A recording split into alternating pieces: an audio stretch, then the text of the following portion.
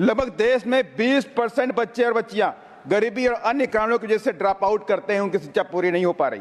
लेकिन सरकार अभी तक देश के अंदर इन गरीब बच्चों की शिक्षा को फ्री नहीं कर पाई। मैं आपसे रिक्वेस्ट करना चाहता हूं, उत्तर प्रदेश में जो माननीय बहन जी की सरकार थी, देश के अंदर पहला राज्य बना उत्तर प्रदेश जहां पर गरीबों की शिक्षा को फ्री किया गया। किसी भी तरह की शिक्षा लें पूरी तरह से फ्री थी। मान्यवर SC ST कमजोर वर्ग के प्रति सरकार कमजोर इच्छा शक्ति की वजह से पूरे देश में दलितों व आदिवासियों पर अत्याचार और दलित बच्चियों के साथ बलात्कार और उनकी हत्या रुकने का नाम नहीं ले रही। आए दिन देश में कहीं ना कहीं इस तरह के अत्याचार दिखाई पड़ते हैं और इसके बाद अपराधियों को सजा तक नहीं मिलती। परिवार के अधिकांश मामलों में न्याय तक नहीं मिलता। दबंगों और अपराधियों की राजनीतिक ऊंची पैठ पुलिस पर दबाव बनाकर केस को रफा दफा किया जाता है और कई मामलों में पुलिस रिपोर्ट भी कमजोर लगाती है।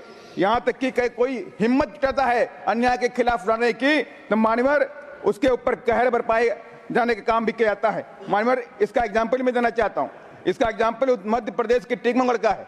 अंजना अहिरवार जिसके साथ में सेक्सुअल हरेसमेंट किया गया, उसने उस अन्याय के खिलाफ आवाज उठाई। 9 महीने के अंदर परिवार के 3 लोगों की हत्या कर दी गई और आखिर में इस बच्ची को भी संघर्ष करते करते अपनी जान गंवानी पड़ गई। मान्यवर मैं आपसे कहना चाहता हूं कि इन सब चीजों को रोकने की जरूरत है। ये देश के लिए कलंक है। मान्यवर मैं इसी बात को लेकर लास्ट में एक बात कहना चाहता हूं। पूरे देश में बाबा साहब की प्रतिमा और उनके संविधान को लेकर के कुछ मनवादी मानसिकता के लोग उसे क्षतिग्रस्त करते हैं। अभी हाल ही में खुलेआम पंजाब में देखने को मिला।